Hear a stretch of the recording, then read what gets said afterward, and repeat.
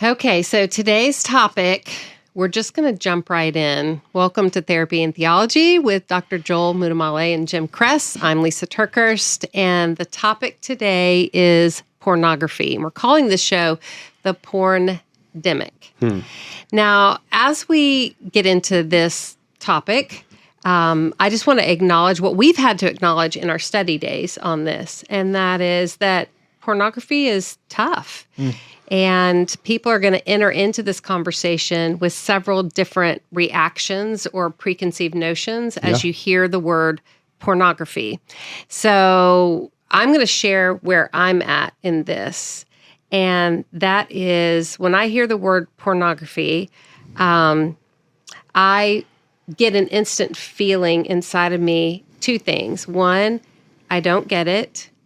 And two, it is attached to hurt. Now, I want to be incredibly sensitive because I know there are many people who absolutely do get it. And so let me read a couple of the reactions that we recorded when we were studying this. Maybe your reaction is, I've been so deeply hurt by this, just the word pornography makes me cringe or cry, and I get that. Or, I struggle with pornography myself. Maybe some people are saying that. Or I have a lot of questions around this topic.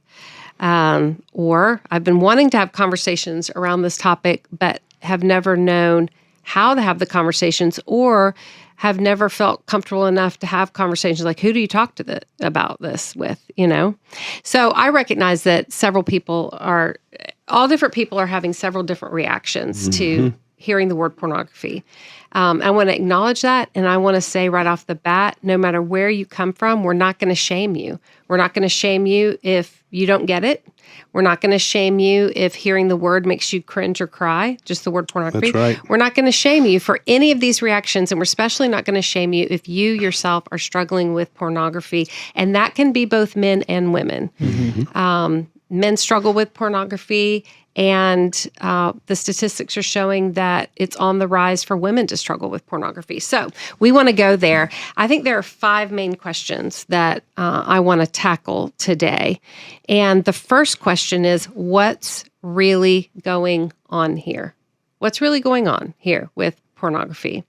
I know, Jim, in our conversations about it, you've really helped me depersonalize this. In other words, as a woman, you've helped me see that there's some neurochemistry going on inside of the brain of the person who is struggling with pornography, which when you educated me on this, it really helped me to see that, if I love someone and they're struggling with pornography, that it's not so much an issue that I should personalize, but rather I just need to be informed by it. So help us understand what's really going on here with pornography. Well, thank you, Lisa. The stats to me, if we move into statistics for a moment, they're important until they're kind of not important anymore. I always say from the Apollo program with NASA Houston, we have a problem. And so with that, what's going on, especially during that pandemic, you remember the COVID pandemic? Remember that, y'all? Is the stats through Pornhub and other things were just astronomically high. Well, yeah, we're sitting around. Boredom's the number one trigger I see with men in porn is think about the brain just being beep, just nothing going on, and then boom, I hit a spike by thinking about going to porn and then actually going and looking as it hits that nucleus accumbens, the pleasure center in the brain. So it really makes sense that it's about medicating and numbing out and escaping reality. And probably from Barna research and from some others, our friends at Covenant Eyes, is, for sure at least about 50% of evangelical men, and that stat does not discriminate against pastors. It includes pastors. Really probably 68 to maybe 74%, and men will underreport. And that means men who just casually might use it or watch through social media or something else. They're looking at what I call sexually stimulating material. It may not be dubbed as porn. So the stats are very soberingly high. And as you've alluded to, the stats for women are rising higher more and more these days. So we've got a real problem with this. And of course, on the other side of that problem is, where are we addressing this and providing, as I say, we have more help and hope than you have problems, but where are we addressing it? Talking about addressing it, and I guess where we've had some interesting conversations. Boy, haven't we, off mic? We should have recorded those. And, it is, it's a strange dynamic because I'm a woman who I say, like, I don't get this. Like, there's no relational connection there. For me, I'm like, on the one level, I can logically understand what porn is doing, and neurochemically, I can get there. Mm-hmm. But relationally, I don't get it. So before we move on, like what's really going on here, I just want two dudes to comment about this. Yeah, we were talking about this earlier, and I can say this is kind of my thought behind pornography is it's a place to exercise control. There's an underlying sense that anytime there's instability in our lives, the first thing that we want to do is grasp for some means of control, to gain power over it, authority over it, to make sense of this. And so we're going to get into some of the theological conversation as well, but the basic impulse of sexuality biblically is a good thing, and we'll talk about that. But what's happened with pornography, I think for a lot of men, and then as we mentioned, the stats are incredibly rising for women as well, it's the presence of instability and the lack of control and going to an illegitimate source that promises us an imaginative source of control and power and the ability to kind of make my own story. And on demand, right? And on demand, when I want it, how I want it, in the frequency that I want it, and at the end of it, we get the cocaine shot for an example. I know that you actually have a very legitimate, Jim, connection between what's happening biochemically in our bodies and the impact of even like drugs like cocaine. True. We get that hit.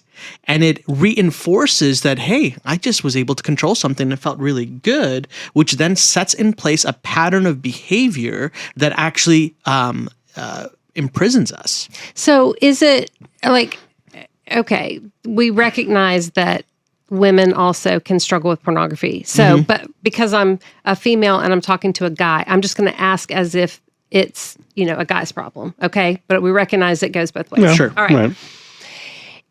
Is it a connection? Like, because that's the part that I don't get. I hear everything you're saying, and I really liked what you said about that it's a way to be in control of the experience. So, and I get that. It's on demand, all of that. Yeah. Jim, I think you have it's airbrushed, Yeah, and these A's came out with a guy named Dr. Cooper a long time ago, and I've added more to them. And the reason it's so important now is because of the porndemic and all that's gone on in the global pandemic, that it is now more palatable than ever or more powerful than ever of these A's. I've added 2 more to them. So pornography is accessible. You can get to it easily. It's in your pocket. There's the phone. It's anonymous, so you think, but often it is. I can be whoever I want to be with whoever I want to be. It's accessible, it's anonymous, it's affordable. Most people don't pay for porn these days. It's just out there all over the place. It's also airbrushed, and that's an old pornography term that what you're looking at, that person's not even real. It's almost like its own avatar, but you can find anybody, however they do that on screens. Well, they are real, but they're playing a part. They're playing a part, but they can make that person up look so much and make it filter in 4K. People do that on Instagram all the time, right? It's like it's the ultimate filter. And then it's accelerated. That we're seeing people with hardly any, fellas especially, hardly any big trauma story back. That's what we always look for before. Now they come in, that's that. You can do 2 lines of cocaine and not be addicted, but smoke 1 crack pipe. That's that accelerated piece. And guys go, man, I am accelerated and got hooked so fast. And then the pastor who said to me, at one point he said, Jim, I woke up and I was outside the teenage girl in my church's house about to peer in a window and woke up. And he said, I was just back looking at porn thinking it would never progress to that. We talked about that the other day, Joe. It is so progressive and degenerative. People say, I never thought I'd go this far. Accelerated. You're not naive around it. And even this morning, what did we do? 2 hours in there in the other room, which easy. was wonderful conversation. And here's the deal. All I took away from that was you're not going to able, in your brilliant brain that you have, be able to rationalize, which is a term in addiction, and say, this makes sense to me. I would, for anyone else listening, don't try to understand it because you're probably not going to, but you can accept it, which is why we often talk about a pornography addiction and go, boy, I don't understand it in me, but I can understand there's something going on there. Is it really a connection? Change connection for a moment to attachment. And once I attach and my body, nobody's thinking it in their prefrontal cortex, command central of the brain. They're thinking and feeling in their body that I feel there's an attachment that's going on. And it's a place, I say for men I work with, it does not require me to show up as a man. I have to show up or get to show up as some developmentally between ages 4 to 14, like a kid in a candy store, and I rule my own kingdom. Thus, pornography addiction is a disorder of worship. Is that too deep, too far? No, I think that's really helpful. And you're right. I'm not naive. Like, I know what you're talking about. And it's not just me. I get so many comments and messages that come my direction of women that are in a marriage or they have a boyfriend. And this is like the elephant in the room. And it does something to a woman when her husband is also dabbling in or maybe addicted to porn. And I think you're right. I keep trying to rationalize this. I keep trying to make sense of it. And I think what it is, I just need to get the facts around it and just say, it is what it is. There you go. Okay. So what does it do neurochemically? That's my second question, to a man. What is this that's happening? Well, that's a very good question, and it's very important. Because if you're a cocaine addict, if you're an alcoholic, if you're a gambling addict, to go out, you have to go out and find things. Where's the drug dealer? Maybe down in the street in a very bad part of town. For someone who's a pornography struggler or a pornography addict, where's the drug dealer live? Inside his body. So you have these neurotransmitters. You'll hear it once. You don't have to go Google this, folks. Dopamine, take the word amine off, dope. I'm a dope addict. So every porn addict is a drug addict. Here's what goes on with neurochemistry. That's a strong statement. It's because it's empirically proven in the research. If you look at it, dopamine fires, serotonin, that feel-good chemical, right? Catecholamines, you don't need to know what that is, but that's a very powerful neurotransmitter. You also have adrenaline and norepinephrine firing like crazy. And PEA is that sexual tension. Wow is rising. Any human that's been sexual knows that. And then you have this big missing thing, like here on my thumb. You don't have oxytocin, because oxytocin bonds you with the other person, divinely made by the Trinity. And when someone's acting out to porn by him or herself, they can't bond with themselves. So there's an abyss that is just there.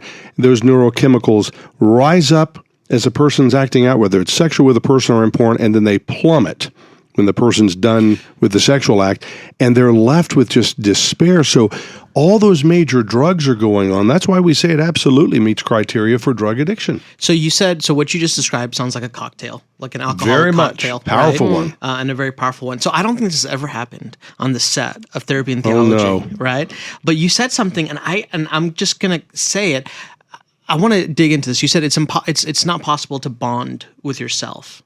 Right? Well, I know where you're he knows going, where I'm going with this. But what kind of a bond is that? Okay, this is where I want to get to theologically, because what you just described biochemically, this is where I think it's so important for us to see that the theological premises of who we are as human beings are affirmed often, almost exclusively every time, biochemically by what you just described. So let me read to us Genesis chapter 2, verses 24 through 25, because what you described biochemically is actually an affirmation of a theological statement that God makes to Adam and Eve prior to the fall. This is what the text says. This is why a man leaves his father and mother and, what's this word? Bonds with his wife, right? The connection of that Hebrew word bonds is sexual, absolutely. And here's why we know this. And they become one flesh. Well, how do a man and woman become one flesh? This is a nod to sexual intimacy. And then verse 25, both the man and his wife were naked and yet felt no shame, right? So the very first presence of sexuality in the biblical text is a posture and position of purity and of sexual bliss and intimacy within the confines of something that is safe.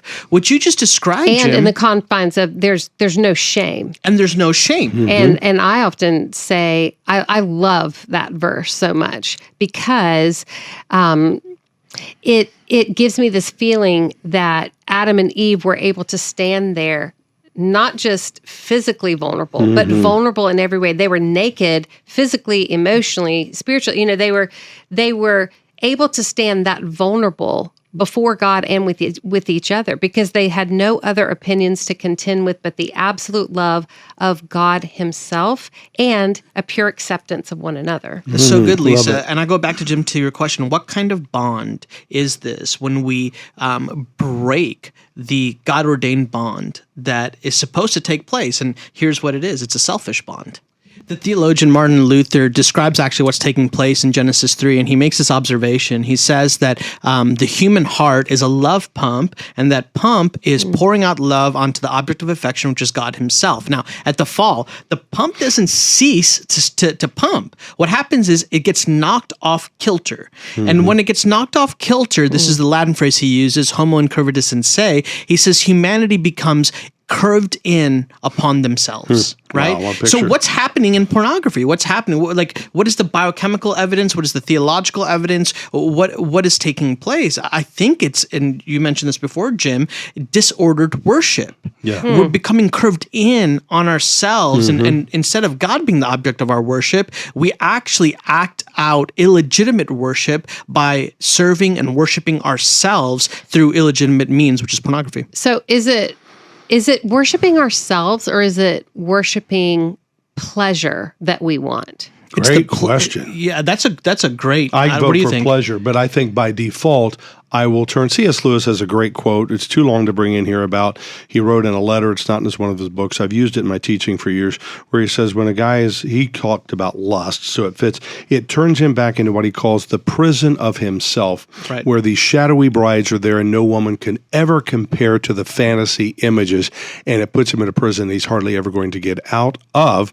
So I think it is about passion, quote, or lust, or it's worshiping this or worshiping an idea. But in the end, Lewis said in this quote that all those women adore him. This is exact wording. They adore this man and he feels adored.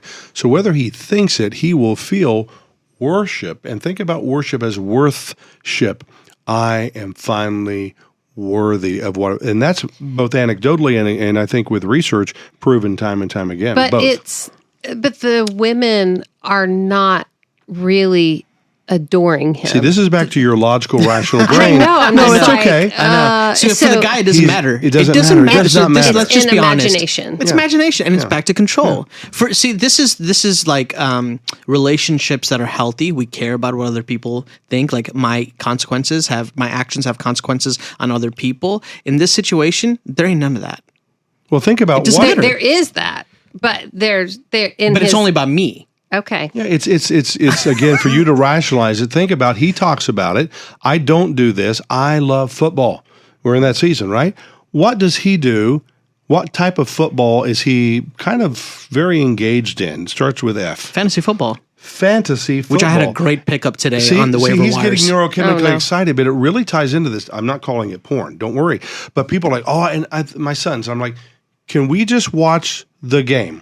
No, but the stats in this player, I'm like, but that player's on 10 different teams. Is that right? Oh, it's worse And for I'm me. like, I watch just- Red Zone. All the games happening all at the same time. Don't get me off of Red Zone. It's bad. But listen, even Red Zone, like neurochemically. Exactly. So that's an area that a lot of people, men are throwing with their fantasy football, but that's not real. You don't know Tom Brady. Right. You can't pick him on But a team. I'm very but it feels emotionally real to them. invested in how well they play. Very much. It's a But great it is metaphor. a fantasy. It's a Yeah, fantasy. it's called fantasy That's why it's football. called fantasy football. Okay, so let's park so that's what's happening with Yeah. men. Now, what is this doing to women? Because that's the third question that I want us to put on the table. So when, and again, it could be that the woman is addicted or That's right. watching porn and it's going to bother her husband. It can go both ways. I want to, again, say that. May I tell you this real quick? Joel will Yes. back me, I guarantee, and I'm not even going to look at him.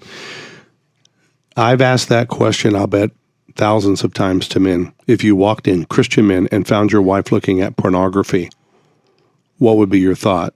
And 100% of the time, I don't think I've ever had it said differently, it would be a turn on.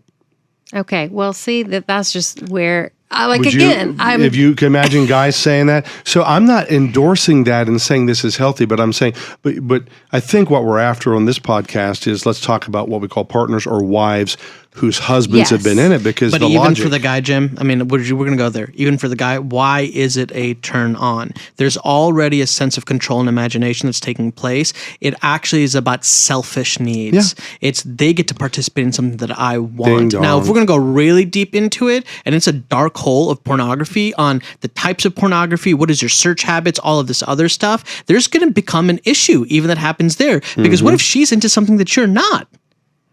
And so this imagination gets disrupted or instantly. someone, like she wants to look at pornography and that guy looks different than him. You get what I mean, Yep. right? And that does happen like what? Because we guys compare. So I think we're talking about the PTSD factor to me is the big one, whether you take the D out. Post-traumatic so what stress. I'm saying is when a wife, I don't know if we say catches her husband. It's either discovery or disclosure. There's Okay. not a And third I think option. they kind of probably know. Okay. I mean, right? They kind of know what's Smell happening. smoke. Yeah. Don't know where the fire Yeah. is. Yeah, but Just naming it. sometimes they can feel like they know something's off, but not know the specifics happens of a what lot. is off. Yeah. Mm-hmm. So through discovery or disclosure, a wife finds out that her husband is watching porn all the way to addicted to porn or whatever. Yep. What's happening to her? Survey says, number one thing, period. She will feel compared. I can never, if that's what you're watching, she stumbles across it, or many have gone and said, I'm going to go back to the history trail. That's what you're watching. I'm never going to participate in that. That's what she's wearing. That's the act she's doing. I'm never going to participate in that. So she'll feel compared, thinking, I cannot ever be his greatest fantasy. She might see what he's typed in the search engine. That's what he's looking for. It's called an arousal template. That's a whole deeper show. That's what he wants to look at. I can never be that. She's going to feel that. She's going to think, whether she is cognizant of it or not, where else in her life did a boyfriend, her own father, someone else sexually betray her? Did a pastor? We've discovered he was into porn or had an affair, and that's that. Time collapses. She'll revise the history back fast in trauma and say, wow, if it's hysterical, it's historical. I can't prove that in every case.